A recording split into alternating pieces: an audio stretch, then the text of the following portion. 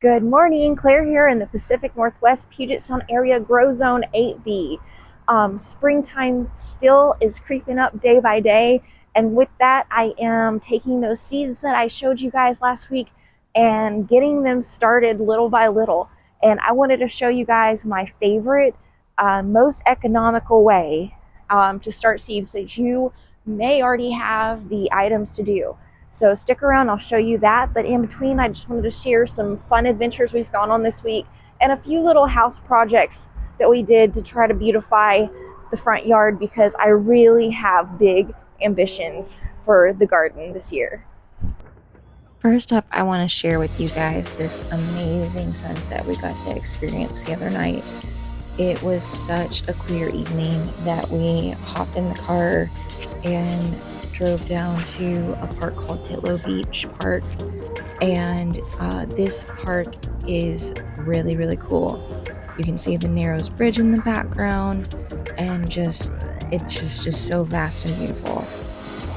A trip to this place would not be complete without climbing on some rocks. When the tide is out, you can walk really like as far out as like all those pier posts that are out there with the birds sitting on them. But it was high tide when we went there today, and it's just so peaceful, so beautiful.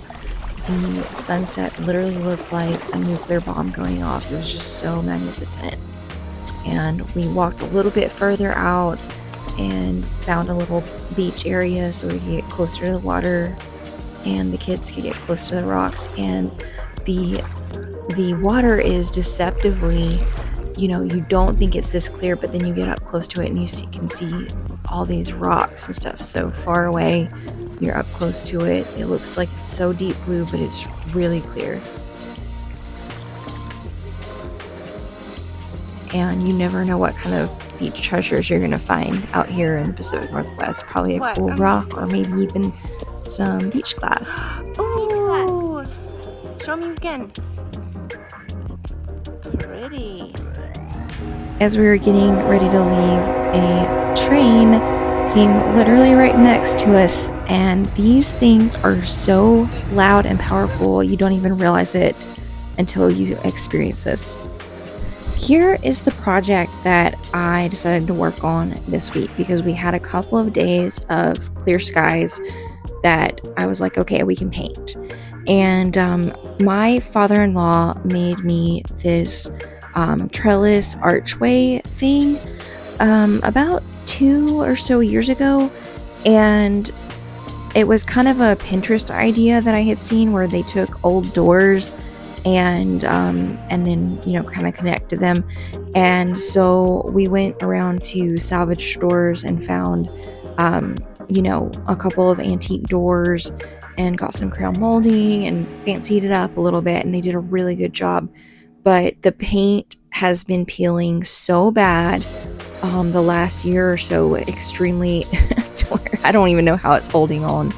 So I finally was able to get out there with the help of the kids and scrape the paint off, do a little bit of sanding. It's not professionally done, obviously, but it was very satisfying. And then we gave it at least one coat of paint. It probably needs another, but with helpers like these, the projects take just a little bit longer than if I was doing it by myself and not having to keep my eyes on people. But it's a good start, and I can't wait to show you guys next week, because I have a plan for the gate door and the porch steps, so it'll be even nicer up here. When people want to start gardening, I think one thing that holds a lot of people up is trying to do it the best way. And so they go out and they purchase a lot of fancy things. It says it's the best, and it starts adding up very quickly. Or they're afraid they're gonna mess something up. And I'm here to tell you, gardening is meant to be messy. It's a very low cost activity. For instance, this particular pack of seeds that I just picked up is $2.99. Now there's like about it says 30 seeds in there. So you have 30 opportunities to get it right. But, you know, if we spend $3 at the gas station, like, you know, on a candy bar, you can spend $3 on a pack of seeds. But another thing people get caught up on is how to grow them. So you can find things like this. These are great if you want to spend money on it. You can buy things like this. This is dehydrated little seed pods. You can put in water, hydrate them, and then put something in. Or you can buy like those fancy little garden growing trays. What I like to do is do stuff that is free to me. So you might have some of this stuff around. So my daughter is lactose intolerant. So we buy lactose-free milk, and it always comes in these cardboard containers. So what I do, and I've done this several years in a row actually, and it's worked really, really great for starting seedlings, is I cut this open. And this is so great because obviously this is designed to hold liquid, so it's not going to leak, it's not going to get soggy, you're not going to have a whole crazy mess left over. So just take that off. And then this is the fun part. I'm going to show you how to make little seed starters using newspaper. This is so easy. So I already have one that I cut here. I'll cut another one for you. You take a medicine thing, plastic thing. This is vitamins, actually, prescribed by my doctor. But anyway, you take this, and I'm using actually 2 layers right here, just so you know. And you roll it up tightly while it is on. While it is on the roll, I take this end piece here and I fold it up and inward around. But you want to kind of make sure that it stays kind of shut like that. And then you slide it off, and then you just do a tiny, tiny little crease up at the top all the way around so that it holds together.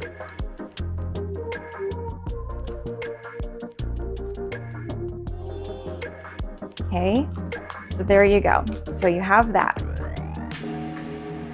So I have a couple here. I'll make 2 more before I show you what I do. So just cut off 1 long strip. And my recommendation is, if you're using newspaper, don't use the front page because it's always depressing. And I don't want to scare my seedlings into thinking like they're coming into some kind of crazy world, which they are, but I don't want them to think that. I don't want them to know that. So use something boring like the news so that they're not shell-shocked by what they're reading while they're growing in there. And just fold that around. Fold that inward.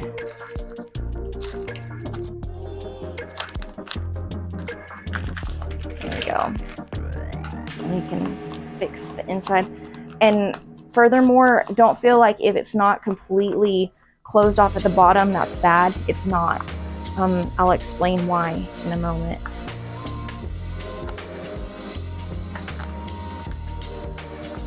Okay, there we go. There's one, and I'll just finish up this one before I show you how I plant.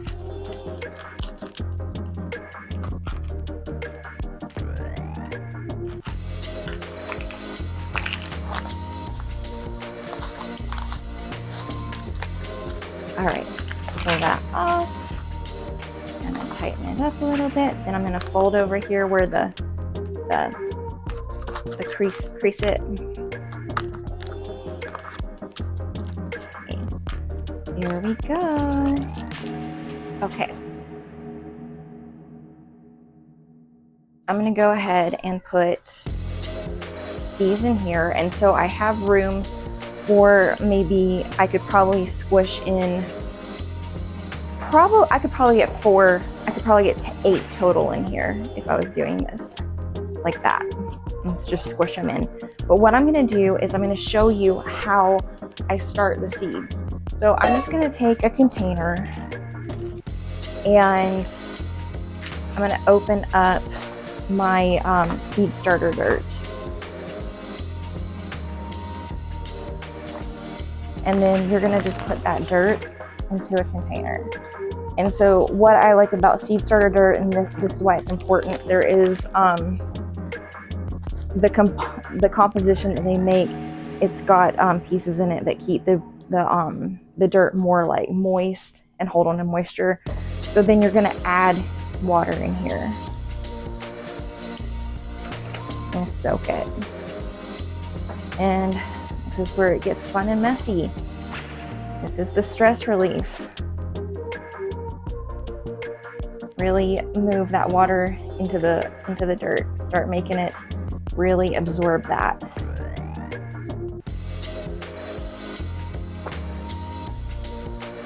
Okay. Here we go. So it's really hydrated. And then you're gonna take your seed pods.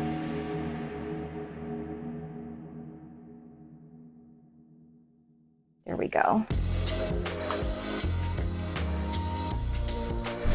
Go ahead and fill those up.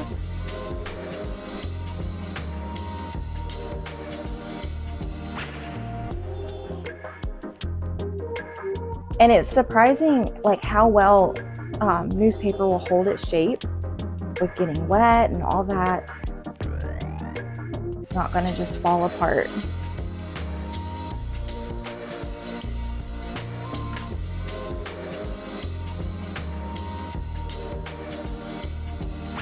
Okay. I'm going to just rinse off my hands really quick. All right, then we pick some seeds that we want to start, and I think today I will just start some milkweed because I'm anxious to have some butterflies. I'm just going to cut this top off here.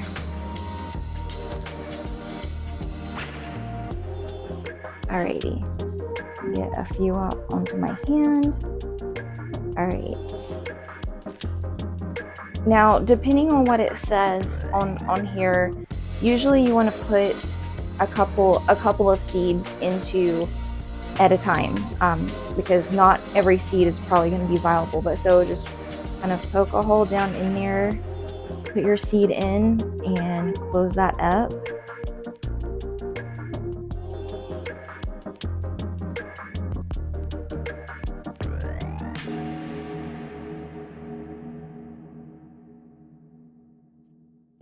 There we go. And so we've got 4 started milkweed seeds, and you can do this for anything that needs to be started beforehand. And then what I like to do, because this is paper, is I like to, if there's 4 milkweeds here, I like to kind of make a line showing like where that stops, and then I just write what I planted. And I like to write, you can write the date that you do on here, that you start. So this is February, I'll have to look up the date. I think it's the 11th. So just put the date, and then you can come back and kind of check on it based on how long it says it's gonna take to emerge, which can be 14 to 28 days. And you know, and that gives you a good idea of how long. And if you want to get extra fancy, if you want to be super detailed, you can look up ahead of time how much time falls between 14 to 28 days, and you can write that date next to it so you know kind of what to be looking for if you want to look forward to it. So that is my cheap, almost free seed starting advice for you. Thanks so much for sticking around and seeing what we've been up to this week. If you're working on any garden projects or yard projects, I'd love to hear what you've been up to. And if you end up trying the method that I showed you to start your seeds, I cannot wait to hear how it works out for you. You guys have a wonderful day, and I hope to see you next week.